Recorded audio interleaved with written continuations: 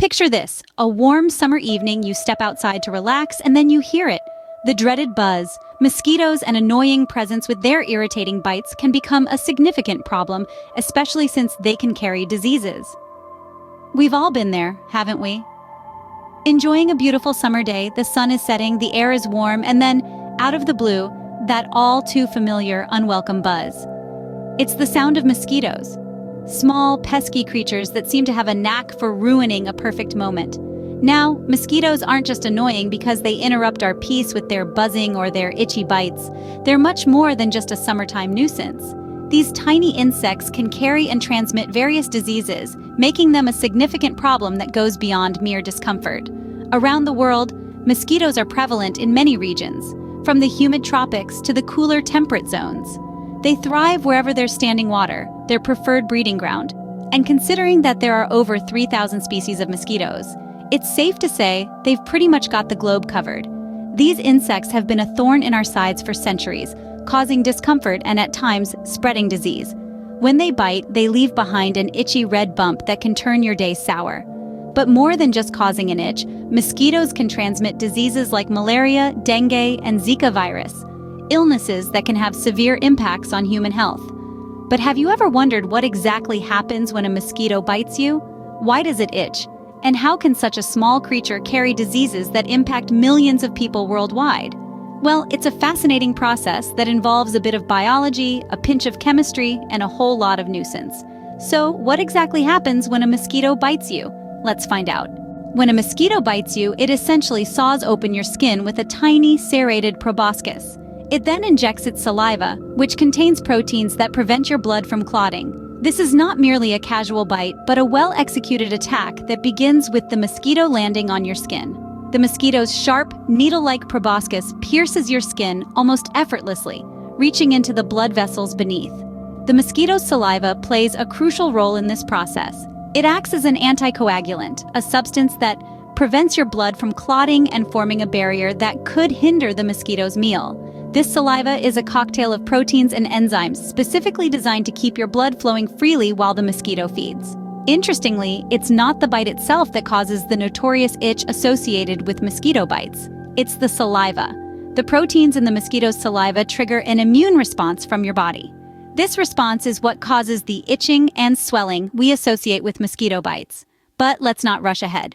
At this point, the mosquito is still feeding. It's a gruesome spectacle, but it's also a marvel of evolution. The mosquito's proboscis is so fine that you often don't feel the initial bite. It's only when the mosquito has had its fill and flown away that you start to feel the effects of its attack. As the mosquito feeds, it can consume up to 3 times its weight in blood.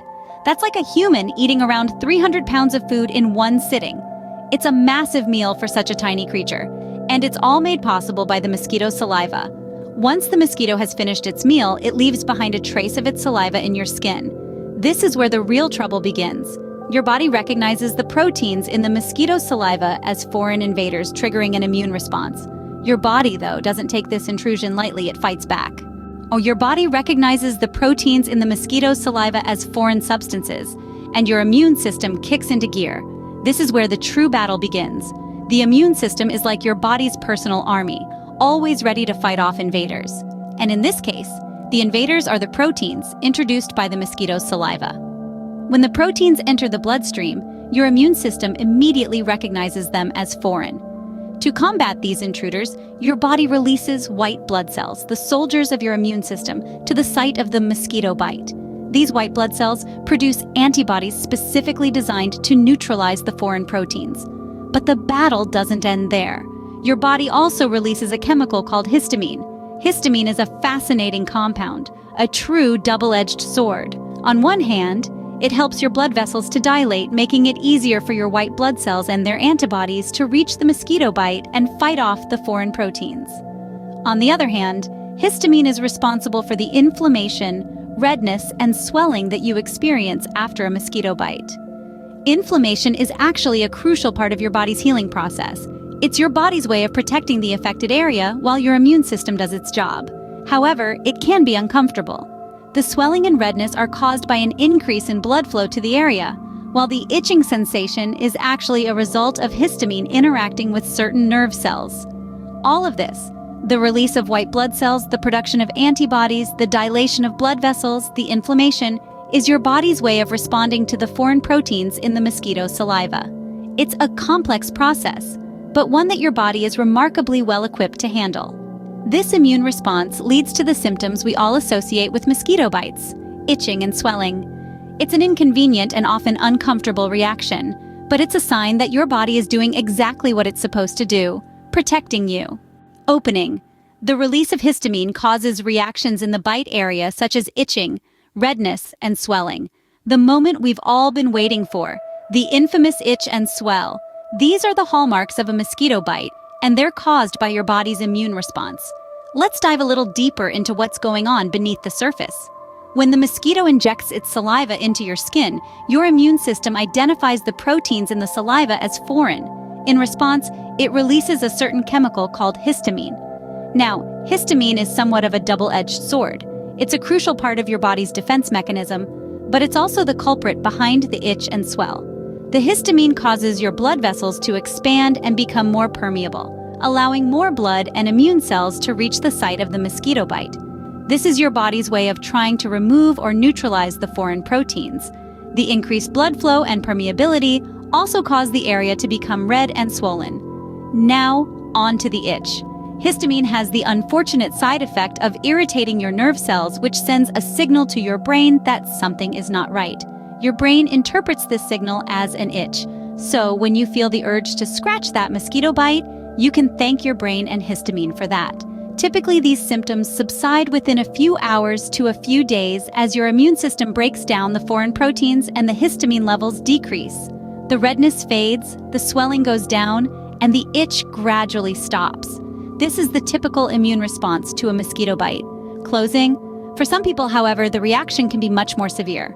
Some individuals may be more sensitive to mosquito bites, experiencing severe itching, swelling, and even hives. In such cases, it's important to seek medical advice.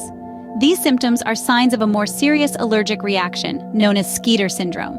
This condition is characterized by an extreme immune response to proteins in mosquito saliva.